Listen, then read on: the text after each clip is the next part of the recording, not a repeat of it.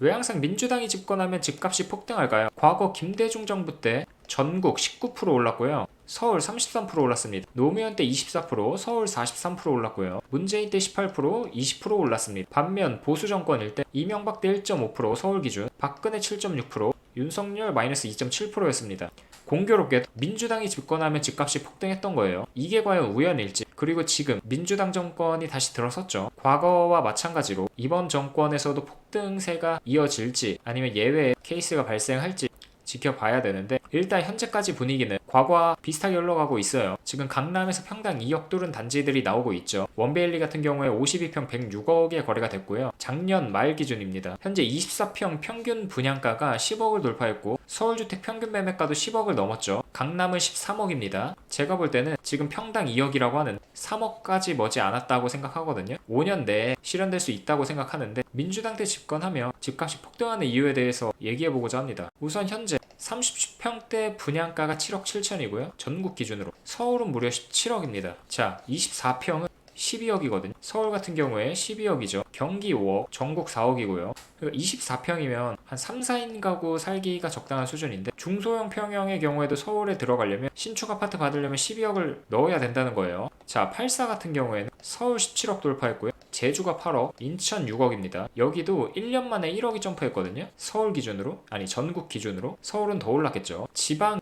취득세 완화해준다는 얘기도 나오고, 할인 분양 하는데도 불구하고 미분양, 악성 미분양이 10만 채 가까이 쌓여 있는데 서울은 날아가고 있죠. 과연 이재명 정권 하에서 부동산 시장이 또 폭등할지 과거와 한번 비교가 필요한 시점입니다. 우선 민주당 때 폭등한 이유, 과거 노무현 정부 때 캐치프레이즈가 사람 사는 세상이었거든요. 문재인 정부 때는 사람이 먼저다. 지금 이재명 정부 기본소득 주장하고 있죠. 자, 이 세 가지의 공통점이 뭐냐면 민생에 있습니다. 서민들이 살기 좋은 삶을 만들겠다라는 거예요. 정부에서 책임지고 서민들이 집 걱정 안 하고 살 수 있는 편안한 삶을 만들겠다는 거죠. 자, 그러면 이 민생을 실현하기 위해서는 뭐가 필요할까요? 바로 돈이죠. 돈을 무자비하게 풀어서 서민들의 삶이 조금이나마 나아졌으면 하는 거죠. 그래서 상품권 같은 현금성 복지들을 주는 거고, 생활 필수품이나 반찬 같은 거 살 때 도움이 되라 이거예요. 자, 이렇게 그래프로 보면 이게 지금 M2 통화량이거든요. 그러니까 돈이 얼마나 풀렸는지, 시중에 돈이 얼마나 많은지 나타내는 그래프인데, 민주당 때가 보수당 때보다 확실히 돈을 많이 푼 걸 알 수 있습니다. 자, 이쪽 구간이 김대중 때고요. 이때가 노무현, 이때가 문재인이에요. 확실히 진보 정권 때 이렇게 그래프가 높다라는 거를 알 수 있죠. 반면 이때 이명박 때, 이때 박근혜 때, 이때 윤석열이죠. 파란색이요, 민주당 때 돈 푼 거의 평균값이고, 빨간색이 보수당 때 평균값입니다. 그러니까 파란색이 빨간색보다 더 높이 있잖아요. 기본적으로 민주당 때 보수당 때보다 돈을 더 풀었다는 소리예요. 그러니까 시중에 돈이 더 많이 돌았다는 얘기입니다. 보통 돈은 어떻게 풀리냐면 경제가 지속적으로 성장해야 됩니다. 이 그래프 보시면 경제가 성장하는 거에 따라서 M2 통화량이 뒤따라서 증가하고 있는 걸 알 수 있거든요. 보통 경제가 성장하면 18개월 후행해서 화폐량도 늘어납니다. 자, 우리나라의 경우 지속적으로 경제가 성장해왔죠. 그렇다라는 거는 잇따라서 화폐량도 이렇게 증가했다라는 소리고요. 여기 보시면 이에 따라 화폐량이 증가하게 되면 인플레이션도 뒤늦게 오르고 내린다라는 것을 알 수 있죠. 그러니까 경제가 성장해야지만이 돈이 풀리고, 돈이 풀리면 인플레이션은 발생한다 라는 로직입니다. 우리나라의 경우 계속해서 경제가 성장했으니까 돈은 계속해서 풀렸고요. 이에 따라 인플레이션이 발생한 겁니다. 그래서 집값이 높아진 거고요. 정부에서 막 현금성 복지 뿌리잖아요. 이거 서민들은 좋아해서는 안 되거든요. 집값을 끌어올리는 요소가 됩니다. 지금 막 25만원 뿌린다고 하죠. 그리고 각 지자체별로 뭐 10만원, 어딘 100만원 이런 식으로 뿌리고 있어요. 전국에서 다 뿌리고 있습니다. 뭐 파주, 광명, 민생회복 지원금이라고 해가지고 뭐 30, 나주 10 이러면서 다 뿌리고 있단 말이에요. 근데 이거 내 호주머니에 10만원, 20만원 들어오면 전체 식료품, 생필품 가격 올라가고요. 집값도 같이 올라갑니다. 이게 결국엔 집값 올라가는 정책이라는 거를 알아야 되는데 알기가 힘들거든요. 이거는 공부해야지만이, 부동산에 관심 있어야지만이 알 수 있는 사항들이라 그냥 내 호주머니에 10만원이라도 들어오면 좋아하는 거예요. 절대 그래서는 안 되는데, 자, 지원금이 발생하죠. 그럼 아까 뭐라고 했죠? 돈이 풀리면 인플레이션이 발생한다고 했습니다. 물가가 오르죠. 자, 월세도 같이 오릅니다. 시중에 돈이 풀려는 월세라고 가만히 있지 않겠죠. 집주인이 바보가 아니에요. 자, 그럼 월세가 올라가게 되면 사람들은 이 돈 낼 바에 전세 살자 라고 생각한단 말이죠. 전세 수요가 늘어나게 돼서 전세가도 상승하게 됩니다. 자, 그럼 전세가가 계속 올라가게 되면 매매가에 붙는 순간이 오겠죠. 그럼 이 매매가도 그때부터는 상승하게 되는 거거든요.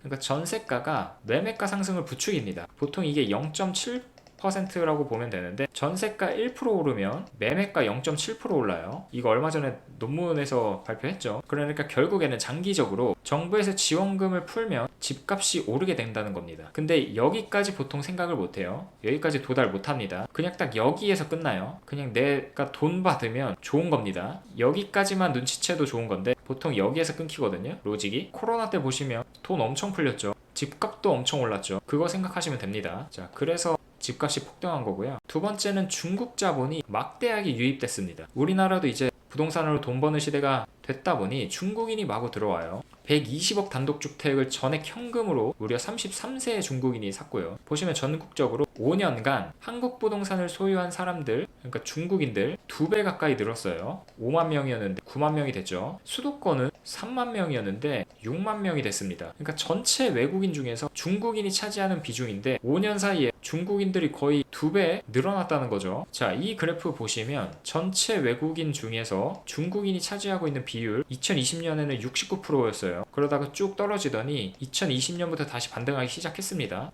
그래서 중국인들 매수세가 다시 엄청 세지고 있고요. 중국인들이 보유한 토지 2016년에 2만 필지였는데 2024년에 7만 필지로 3배 이상 늘어났고요. 이건 떨어지지 않고 계속 늘어나고 있습니다. 그러니까 중국인들이 한국 땅을 계속 사들이고 있는 거예요. 그러니까 부동산 가격이 계속 미친듯이 오르는 겁니다. 자, 33살 중국인이 89억 타워팰리스 100% 대출로 샀답니다. 자, 국내에서 거주하고 있는 한국인들 은행에서 대출 받으려고 하면은 제한이 있거든요. 예전에는 또 15억 이상 대출 금지였으니까 이런 고가주택 못 샀단 말이에요. 대출 받아서. 자, 89억을 전액 은행 대출로 받았답니다. 국내 은행에서는 외국인도 똑같이 한국인처럼 대출 제한을 받아요. 외국은행이 또 한국에 지점이 있겠죠. 거기서 대출 받아도 역시 제한을 받습니다. 하지만 현지 은행, 중국에 가서 중국에 있는 은행에서 대출을 받아가지고 구매를 하게 되면 이거는 막을 방법이 없다라는 거죠. 뭐 현실적으로 이건 당연히 어렵다는 거 이해해요. 당연히 해외에 있는 은행에서 대출 받았는데 그거를 한국에서 어떻게 알 수 있습니까? 이것까지 막으라는 게 아니고 중국 자본이 유입되는 거를 막아야 되는데 그것마저도 안 하고 있으니까 집값이 계속해서 올라가는 거예요. 중국인들 매수세가 매년 늘어나고 있으니. 그러니까 뭐 외국인들이 국내 부동산을 매수할 때 제한을 걸거나 뭐 캐나다 같은 데들 외국인은 아예 못 사는 걸로 알고 있거든요. 그러니까 그런 식으로 제한을 좀 걸어둬야 되는데 그런 규제들이 없다 보니까 계속해서 들어오는 겁니다. 그리고 또 민주당과 보수당의 프레임 있잖아요. 민주당은 기본적으로 반일, 반미, 친중, 보수당은 친일, 친미, 반중. 민주당은 친중, 뭐 아닐 수도 있지만 그런 오해를 받을 만큼 중국의 우호적인 정책들을 많이 낸단 말이에요. 자, 이 설문조사를 한번 보시면 향후 미국과의 관계를 어떻게 설정해야 된다고 보십니까? 라고 물어봤더니 민주당은 한미동맹 강화해야 된다고 한 게 50%밖에 안 됐고요. 국민의힘은 85%였습니다. 무려. 정의당도 50%였죠. 그러니까 이런 설문조사만 봐도 보수는 친미고 민주는 반미가 좀 있고 보수는 반중이고 민주는 친중인 걸 알 수 있죠. 그래서 민주당이 항상 중국 우호적인 정책들을 펼쳐왔기 때문에 국내 중국 자본이 많이 유입된 거고요. 부동산도 마찬가지예요. 지금은 뭐 이재명 친중, 김문수 친일 아니라고는 하는데 앞으로 더 봐야 되겠죠. 자, 특히 부동산 정책 관련돼서 중국인들은 제주도 무비자 입국이 가능하거든요. 그리고 투자 이민 제도가 있습니다. 부동산 투자 이민이에요. 이 두 가지로 인해서 중국인들이 무자비하게 들어오게 됩니다. 그러니까 2010년부터 22년까지 보면은 제주도에 투자 이민으로 온 게 총 투자 세대수가 1915세대인데 이 중 중국인 투자 비중이 98%고요. 약 1조 원 규모예요. 그러니까 콘도, 펜션, 생수 이런 건물들에 마구마구 투자했다라는 거고 원래는 이 투자이민제라는 게 목적이 우량한 외국인들을 유치해가지고 지역 균형 발전을 도모하자라는 거였는데 현실은 그냥 영주권만 받고 투자금 회수하고 먹튀합니다. 그러니까 제주도가 그렇게 값이 올라갔던 거예요. 10명 중 8명은 중국인 투자이민으로 왔다고 하고 그러니까 민주당 때 이런 거에 대한 어떤 제재도 없었단 말이에요. 문재인 정부 때. 그래가지고 집값이 그때 당시 그렇게 폭등했었던 거였고 중국인들이 뭐 실거주하고 있는지 확인도 안 했고 임대를 불법적으로 내고 있는지 단속도 안 했고 중앙정부가 개입하지도 않았습니다. 그러니까 사실상 중국인들 특혜 제도로 운영이 되었던 거예요. 이게 2022년까지 이렇게 됐고 윤석열이 대통령 되면서 이 제도를 없앴습니다. 투자이민 제도를 한층 높였거든요. 그러니까 원래 일반 투자이민 제도 같은 경우에 5억이었어요. 5억만 투자하면 영주권이 나왔습니다. 근데 이걸 기준으로 15억으로 늘렸고요. 그리고 고액 투자 관련돼서도 15억에서 30억으로 늘렸고요. 은퇴 투자 이민도 원래 3억이 기준이었는데 완전히 폐지했고요. 그러니까 이런 중국인들이 부동산 투자하기 좋게 만들어져 있던 제도들을 규제하지 않고 개입하지 않고 가만히 있었기 때문에 집값이 그렇게 폭등해왔던 겁니다. 그리고 세 번째 이유는 바로 규제에 있어요. 문재인 정부 때 총 30번의 부동산 규제가 이어졌습니다. 그때마다 집값은 계속해서 폭등해 왔어요. 지금 보시면은 규제할 때마다 집값이 폭등했다라는 것을 알 수 있죠. 어떤 약발도 먹히지 않았다는 겁니다. 그래서 이때 당시에 세종 110% 올랐고요. 서울 110% 올랐어요. 17년부터 21년까지. 그러니까 전체적으로 아무리 못 올라도 50%가 올랐다는 겁니다. 집값이 엄청나게 폭등했었던 거예요. 매년 뭐 6.19 대책, 8.2 대책, 9.13 대책, 12.16 대책 엄청나게 규제를 했음에도 불구하고 그때마다 집값은 폭등해왔다는 거. 특히 규제지역, 서울 투기과열지구, 조정대상지역 전역으로 다 묶었고 확산했거든요. 경기권으로 확산하고 지방까지 결국에는 다 가가지고 서울에 투자할 만한 곳이 마땅치 않으니 비규제 지역으로 확산된 거예요. 그래서 지금 막 김해, 뭐 양산, 뭐 충주 엄청나게 폭등했죠. 뭐 40%, 30% 집값이 이렇게 오른 겁니다. 뭐 아산 여기 7억이에요. 그리고 청약도 묻지마 청약이 엄청 많았습니다. 선당 후고 마시죠. 일단 당첨되고 나서 고민해라. 그러니까 강릉 공급 500세대인데 7,200세대가 신청하고 뭐 아산, 가평 말도 안 돼요. 뭐 경쟁률이 몇십 대 1, 몇백 대 1 나왔습니다. 그러니까 규제 지역에서 투자를 못하니 비규제 지역으로 옮겨갔고 비규제 지역들도 이렇게 폭등하게 되니 여기들도 막 조정 지역으로 묶고 계속 확대된 거죠. 계속. 그러니까 투자 수요는 계속 이동한 겁니다. 이게 풍선 효과를 야기한 거고요. 이러면서 집값이 폭등하게 됩니다.